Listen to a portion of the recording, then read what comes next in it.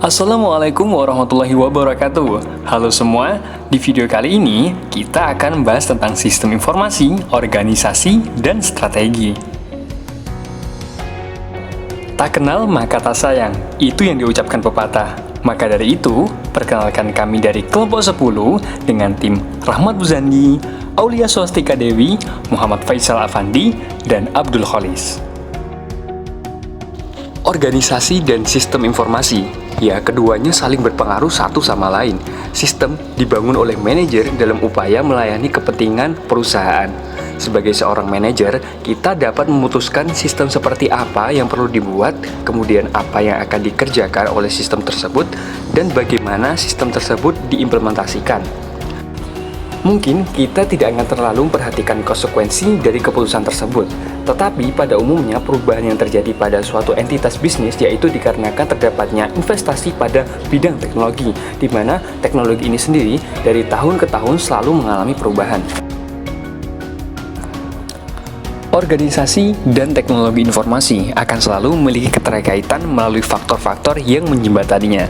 Faktor-faktor tersebut adalah faktor lingkungan, budaya, struktur, prosedur standar, proses bisnis, politik, keputusan manajemen, dan juga peluang. Jadi, setiap faktor-faktor tersebut sangat berperan dalam menciptakan siklus keterkaitan antara organisasi dan juga teknologi informasi.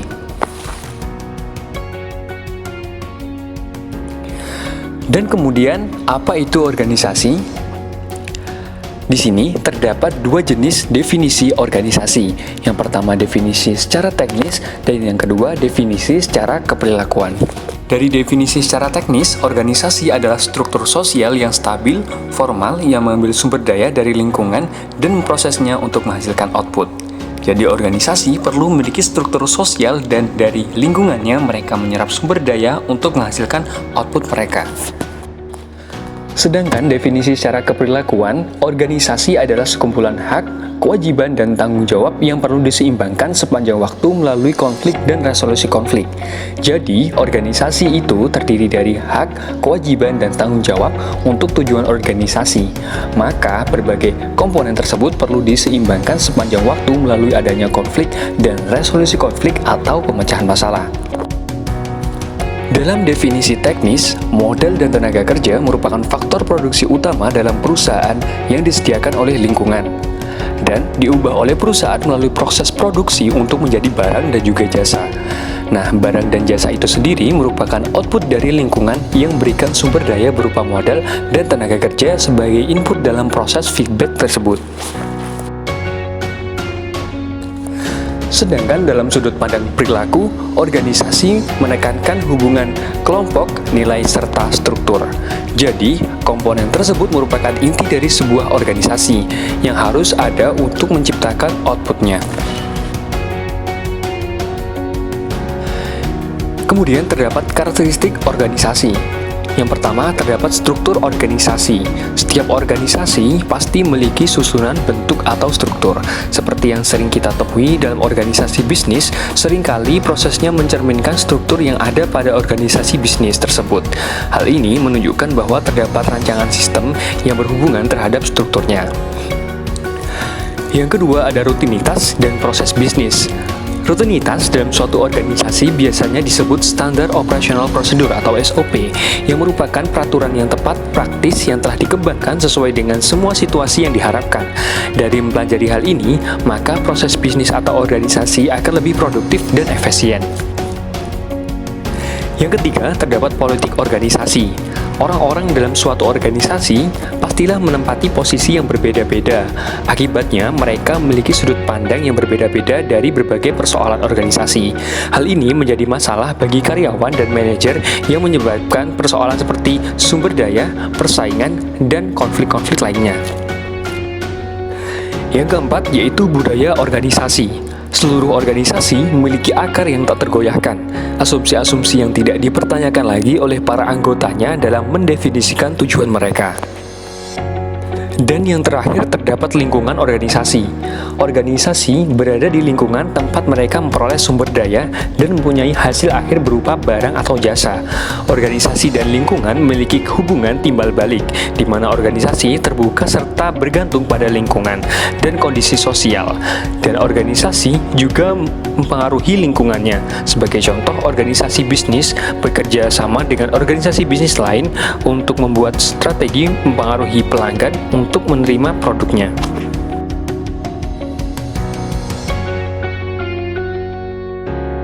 Kemudian, model umum sistem, perusahaan, dan juga organisasi.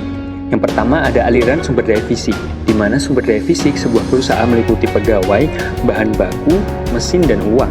Para pegawai dipekerjakan oleh perusahaan, diubah ke tingkat keahlian yang lebih tinggi melalui pelatihan dan pengalaman, dan pada akhirnya meninggalkan perusahaan. Bahan baku masuki perusahaan dalam bentuk input mentah dan diubah menjadi barang jadi, yang kemudian dijual kepada para pelanggan perusahaan. Dan mesin dibeli, digunakan, dan pada akhirnya dijual dalam bentuk besi tua atau ditukar dengan mesin yang lebih baru. Sedangkan uang memasuki perusahaan dalam bentuk penerimaan penjualan, investasi pemegang saham, dan pinjaman, lalu diubah menjadi pembayaran kepada pemasok, pajak kepada pemerintah, dan pengembalian kepada para pemegang saham. Ketika berada di dalam perusahaan, sumber daya fisik dipergunakan untuk menghasilkan produk dan jasa yang dijual oleh perusahaan kepada para pelanggannya. Yang kedua merupakan aliran sumber daya virtual. Nah, aliran sumber daya virtual ini terdiri dari sumber daya virtual seperti data dan informasi dan hubungannya dengan lingkungan maupun perusahaan. Yang ketiga, yaitu mekanisme pengendalian perusahaan, di mana perusahaan harus memiliki unsur-unsur yang memungkinkan perusahaan mengendalikan operasionalnya sendiri, meliputi yang pertama ada standar kinerja yang harus dipenuhi oleh perusahaan jika ingin mencapai tujuan secara keseluruhan, yang kedua terdapat manajemen perusahaan, yang ketiga yaitu suatu proses informasi yang mengubah data menjadi informasi. Yang keempat terdapat lingkaran umpan balik. Lingkaran umpan balik atau feedback loop terdiri atas sumber-sumber daya virtual. Data dikumpulkan dari perusahaan dan dari lingkungan lalu dimasukkan ke dalam proses informasi yang mengubahnya menjadi informasi. Informasi ini kemudian diberikan kepada para manajer yang melakukan pengambilan keputusan yang akan mempengaruhi perubahan-perubahan yang dibutuhkan pada sistem fisik. Manajemen akan dipandu dalam mengambil keputusannya oleh standar-standar kinerja perusahaan. Standar kinerja ini dapat dipergunakan oleh pemrosesan informasi untuk mengetahui apabila perusahaan tidak memberikan kinerja sesuai dengan yang diharapkan. Dan yang terakhir terdapat aliran sumber daya lingkungan. Nah, perusahaan dengan unsur-unsur lingkungannya merupakan aliran sumber daya lingkungan atau environmental resource flows. Nah, beberapa sumber daya mengalir lebih sering daripada sumber daya yang lain. Aliran-aliran yang umum terjadi meliputi aliran informasi dari pelanggan, aliran bahan baku kepada pelanggan, aliran uang kepada pemegang saham, dan aliran bahan baku dari pemasok. Aliran yang lebih jarang terjadi meliputi aliran uang dari pemerintah seperti untuk penelitian, kemudian aliran bahan baku kepada pemasok atau pengembalian barang dagang, dan aliran pegawai kepada pesaing atau karyawan yang dibajak oleh perusahaan lain. Tidak semua aliran sumber daya terjadi antara perusahaan dan seluruh unsur lingkungannya. Sebagai contoh, mesin biasanya tidak mengalir dari perusahaan kepada pemegang saham, dan uang seharusnya tidak mengalir kepada pesaing. Satu-satunya sumber daya yang menghubungkan perusahaan dengan seluruh unsur adalah informasi, dan perusahaan berusaha untuk menjadikan hubungan informasi dengan pesaing sebagai suatu aliran satu arah.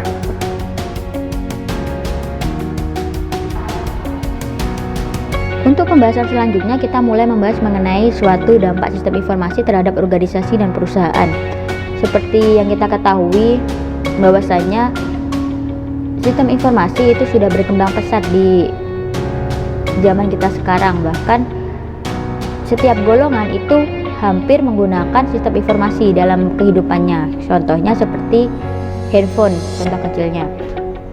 Tentu saja dengan berkembangnya suatu sistem informasi tersebut itu juga memberikan dampak yang sangat signifikan terhadap suatu perusahaan ataupun terhadap suatu organisasi, di mana mereka juga harus menyesuaikan kegiatan operasionalnya di dalam perusahaan untuk mengikuti perkembangan zaman dan tidak ketinggalan dalam kegiatannya.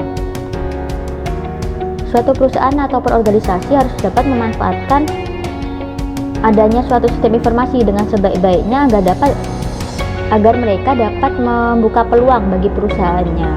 Dikarenakan suatu sistem informasi ini sangat berdampak dalam kehidupan kita sehari-hari. Contohnya saja, suatu sistem informasi itu sangat berdampak terhadap ekonomi. Perusahaan harus dapat menyesuaikan kegiatan operasionalnya dengan sistem informasi, karena sistem informasi itu dapat menekan suatu biaya transaksi ataupun dapat mengubah biaya modal yang terjadi di dalam suatu kegiatan operasional perusahaan tersebut. Selain itu, sistem informasi juga dapat mengurangi biaya internal yang terjadi dalam manajemen perusahaan. Selain berdampak pada ekonomi sendiri, sebenarnya jika di dalam lingkup perusahaan ataupun organisasi, sistem informasi itu juga berdampak terhadap struktur dan perilaku suatu organisasi, di mana sistem informasi tersebut dapat memeratakan organisasi. Karena seperti contohnya, kalau dulu itu suatu struktur organisasi itu masih tingkatannya itu masih terlalu banyak, tidak sesimpel sekarang dengan adanya suatu sistem informasi. Seperti contohnya di bawah manajer itu masih ada manajer seperti itu. Sedangkan sekarang itu setelah pemimpin itu terdapat manajer, kemudian setelah manajer itu terdapat karyawan. Nah, dapat kita lihat bahwasanya dengan adanya sistem informasi ini sangat membantu, di mana suatu perusahaan dapat meminimalkan penggunaan suatu sumber daya manusianya. Sehingga dengan adanya sistem informasi ini memungkinkan seorang manajer untuk lebih mengontrol dan mengawasi karyawannya, dan karyawan diberi kebebasan untuk mengambil keputusan sesuai dengan tujuan perusahaan. Sehingga dengan adanya suatu sistem informasi ini dapat mendorong organisasi untuk memberdayakan jaringan dan dapat menyelesaikan suatu keputusan ataupun tugas dengan lebih cepat.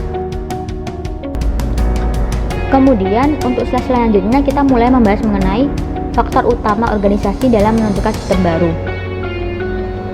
Dalam menentukan suatu sistem baru, organisasi itu faktor utamanya memerlukan 5 faktor sebenarnya. Yang pertama yaitu lingkungan organisasi, karena organisasi dan lingkungan itu memiliki hubungan memberi dan menerima, di mana lingkungan itu membentuk apa yang dapat dilakukan organisasi tersebut, dan organisasi itu dapat mempengaruhi lingkungan dan sekaligus memutuskan untuk mengubah lingkungan organisasi, sehingga lingkungan organisasi itu perlu diperhatikan dalam menentukan suatu sistem. Kemudian yang kedua adalah struktur organisasi. Tentunya struktur organisasi ini juga berperan dalam menentukan suatu sistem baru, karena kita dalam menentukan suatu sistem kita harus melihat dulu struktur organisasinya, sehingga kita dapat membuat sistem yang dapat dipakai oleh semua pengguna dalam struktur tersebut, dapat bermanfaat dalam suatu struktur organisasi tersebut. Kemudian yang ketiga yaitu bentuk organisasi dan gaya kepemimpinan. Dapat kita lihat bentuk organisasi dan gaya kepemimpinan itu sangat berpengaruh terhadap penentuan sistem baru. Kita harus melihat dalam menentukan sistem baru itu bagaimana sih bentuk organisasi ini, seperti apakah bentuk organisasi ini, dan bagaimanakah gaya kepemimpinan dari organisasi ini, sehingga suatu sistem itu dapat disesuaikan dengan bentuk organisasi dan juga gaya kepemimpinannya, sehingga dalam berjalannya suatu organisasi itu dapat terarah. Kemudian yang keempat yaitu kepentingan kelompok. Tentunya kepentingan kelompok ini juga berpengaruh terhadap penentuan suatu sistem, karena organisasi didirikan itu pasti memiliki satu tujuan yang sama. Organisasi itu berdiri karena di dalamnya terdapat orang-orang yang memiliki tujuan yang sama, mau dibawa kemana organisasi ini, tujuannya mau kemana, seperti itu. Sehingga kepentingan kelompok di dalam suatu organisasi atau perusahaan itu menentukan adanya suatu sistem baru di dalam perusahaan. Kemudian yang terakhir yaitu jenis pekerjaan dan keputusan juga proses bisnis. Di dalam penentuan sistem baru itu kita harus lebih dahulu mengetahui jenis pekerjaan yang dilakukan karyawan itu apa saja sih, seperti itu. Mereka itu pekerjaannya terdiri dari apa saja, sehingga sistem tersebut dapat menyesuaikan jenis pekerjaan, keputusan dan juga proses bisnis yang dilakukan suatu perusahaan, sehingga sistem tersebut dapat digunakan oleh semua pengguna sistem baru tersebut, para pemakai sistem baru tersebut. Seperti itu.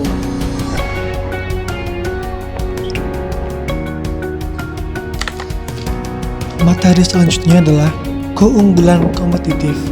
Jadi, seiring dengan perusahaan memenuhi kebutuhan produk dan jasa para pelanggannya, perusahaan ini akan berusaha untuk mendapatkan keunggulan di atas para pesaing-pesaing yang memiliki barang yang sama. Jadi, mereka dapat mencapai keunggulan ini dengan memberikan produk yang terbaik untuk pelanggan-pelanggannya. Lalu, bagaimana perusahaan ini mencapai keunggulan kompetitif? Yaitu dengan cara 1. Memberikan produk dan jasa pada harga yang lebih rendah. Yang kedua, memberikan produk dan jasa dengan kualitas yang lebih tinggi dan memenuhi kebutuhan-kebutuhan khusus dari segmen-segmen pasar tertentu. Lalu, di bidang sistem informasi, keunggulan kompetitif mengacu pada pengguna informasi untuk mendapatkan pengungkitan leverage di dalam pasar. Selanjutnya adalah Porter 5 model.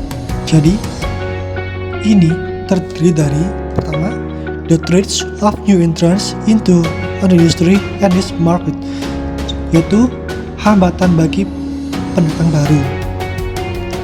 Kekuatan ini menentukan seberapa mudah atau sulit untuk masuk ke industri tertentu. Jika industri tersebut bisa mendapatkan profit yang tinggi dengan sedikit hambatan, maka akan muncul banyak pesaing-pesaingnya.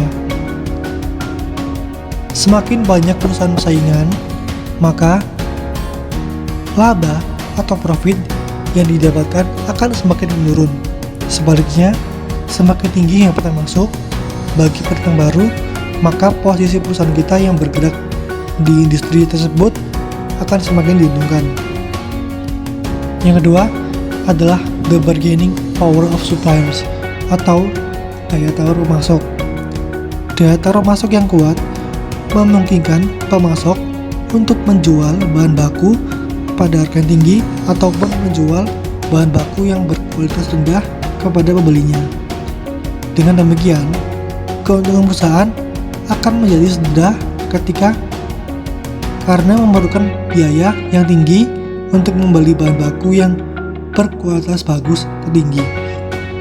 Sebaliknya, semakin rendah daya tawar pemasok, maka akan semakin tinggi pula keuntungan perusahaan kita. Daya tawar pemasok ini akan menjadi tinggi apabila hanya sedikit pemasok yang menyediakan bahan baku yang diinginkan, sedangkan banyak pembeli yang ingin membelinya, atau hanya terdapat sedikit bahan baku pengganti ataupun pemasok memonopoli bahan baku yang ada. Ketiga adalah the bargaining power of customer atau daya tawar pembeli. Kekuatan ini menilai daya tawar atau kekuatan penawaran dari pembeli atau konsumen, yaitu semakin tinggi daya tawar pembeli dalam menuntut harga yang lebih rendah ataupun kualitas produk yang lebih tinggi, maka semakin rendah profit atau laba yang akan didapatkan oleh perusahaan produsen. Harga produk yang lebih rendah berarti pendapatan bagi perusahaan juga akan semakin rendah. Di satu sisi, perusahaan memerlukan biaya yang sangat tinggi dalam menghasilkan produk yang berkualitas bagus atau tinggi. Sebaliknya, semakin rendah daya tawar beli, maka akan semakin menguntungkan bagi perusahaan kita. Yang keempat adalah the threats posed by substitute products that might capture by market share, atau hambatan bagi produk pengganti. Hambatan atau ancaman ini terjadi apabila pembeli atau konsumen mendapatkan produk pengganti yang lebih murah atau produk pengganti yang memiliki kualitas lebih baik dengan biaya pengalian yang rendah. Jadi, semakin sedikit produk pengganti yang tersedia di pasaran, akan semakin menguntungkan pula perusahaan kita. Yang kelima, yaitu the rivalry of competitors within its industry, atau tingkat persaingan dengan kompetitor. Kekuatan ini adalah penentu utama. Perusahaan harus bersaing secara agresif untuk mendapatkan pangsa pasar yang besar. Perusahaan kita akan semakin diuntungkan apabila posisi perusahaan kita kuat dan tingkat persaingan pada pasar atau market yang sama tersebut lebih rendah. Persaingan akan semakin ketat jika terjadi banyak pesaing yang merebut pangsa pasar yang sama. Loyalitas pelanggan yang rendah, produk dapat dengan cepat digantikan, dan banyak kompetitor yang memiliki kemampuan yang sama dalam mengatur persaingan. Value chain atau rantai nilai. Jadi, Porter yakin bahwa sebuah perusahaan akan meraih keunggulan kompetitif dengan menciptakan suatu rantai. Porter's value chain atau rantai Porter ini berfokus pada sistem dan bagaimana input diubah menjadi output atau keluaran atau barang jadi yang nanti akan dibeli oleh konsumen. Menggunakan sudut pandang ini, Porter menggambarkan rantai kegiatan umum untuk sebuah bisnis yang terdiri dari pertama margin. Margin adalah nilai dari produk dan jasa perusahaan setelah dikurangi harga pokoknya, seperti yang diterima oleh pelanggan perusahaan. Lalu, meningkatkan margin ini adalah tujuan dari rantai nilai. Yang kedua adalah primary activities atau kegiatan utama. Kegiatan utama berhubungan langsung dengan penciptaan fisik, penjualan, pemeliharaan, dan dukungan dari satu produk atau jasa. Jadi, primary activities ini terdiri dari pertama, inbound logistik, yaitu semua proses yang terkait dengan menerima, menyimpan, dan mendistribusikan input internal. Yang kedua adalah operations, yaitu kegiatan transformasi yang mengubah input menjadi output yang akan dijual kepada pelanggan. Yang ketiga adalah outbound logistik, yaitu kegiatan ini memberikan produk atau layanan kepada pelanggan. Yang keempat adalah marketing and sales, yaitu proses yang digunakan untuk membujuk pelanggan untuk membeli produk yang dijual. Yang kelima adalah service, yaitu kegiatan yang berkaitan dengan mempertahankan nilai dari produk atau layanan pada pelanggan setelah membeli produk. Selanjutnya adalah support activities. Jadi, kegiatan ini mendukung fungsi utama di atas. Dalam diagram ini, garis putus-putus menunjukkan bahwa setiap dukungan atau sekunder aktivitas dapat berperan dalam setiap kegiatan utama. Misalnya, dalam pengadaan mendukung operasi dengan kegiatan tertentu, tetapi juga mendukung pemasaran dan penjualan dengan kegiatan lain. Jadi, support activities ini terdiri dari procurement atau purchasing, yaitu kegiatan organisasi untuk mendapatkan sumber daya yang dibutuhkan untuk beroperasi. Yang kedua adalah Human Resource Management. Jadi, seberapa baik sebuah perusahaan merekrut, melatih, memotivasi, serta memberi penghargaan dan mempertahankan para pekerjanya. Yang ketiga adalah Technological Development. Jadi, kegiatan ini berhubungan dengan pengelolaan dan pengolahan informasi serta melindungi basis pengetahuan perusahaan. Yang terakhir adalah infrastruktur, sistem dukungan perusahaan dan fungsi-fungsi yang memungkinkan untuk mempertahankan operasi sehari-hari seperti akuntansi, hukum, administrasi, dan manajemen.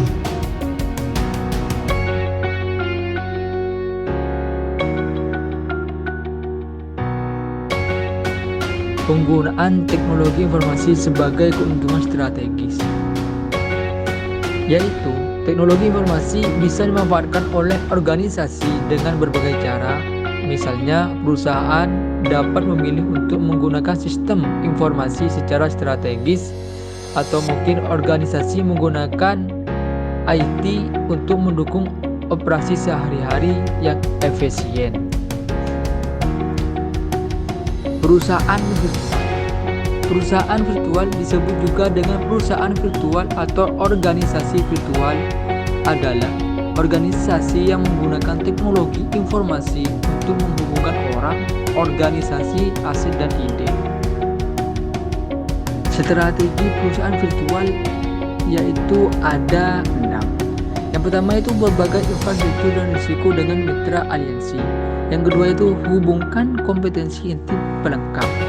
Yang ketiga itu kurangi waktu konsep menjadi tunai melalui berbagi. Yang keempat yaitu dapat akses ke pasar baru dan pasar saham atau loyalitas perangkat. Yang kelima itu kurangi waktu konsep menjadi tunai melalui berbagi. Yang keenam itu bermigrasi dan menjual produk ke menjual solusi. Manajemen pengetahuan yang sukses menciptakan teknik, teknologi, sistem, dan penghargaan karena membuat karyawan membagikan apa yang mereka memiliki, mengetahui dan memanfaatkan pengetahuan tempat kerja dan perusahaan yang terkumpul dengan lebih baik. Dengan cara itu, karyawan perusahaan memanfaatkan pengetahuan saat mereka melakukan pekerjaan mereka, yaitu ada 3. Yang pertama itu Enterprise Intelligence. Yang kedua yaitu Information Creation, Sharing, dan Management. Yang ketiga yaitu Document Management. Yang selanjutnya yaitu Quality Management.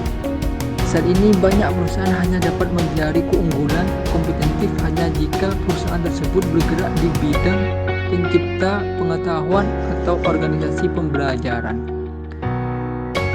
yang artinya secara konsisten menciptakan pengetahuan bisnis baru, menyebarkannya secara luas ke seluruh perusahaan, dan dengan cepat membangun pengetahuan baru ke dalam produk dan layanan mereka. Manajemen pengetahuan dapat dilihat sebagai 3 tingkatan: teknik, teknologi, dan sistem yang mempromosikan koleksi. Organisasi, akses, berbagi, dan penggunaan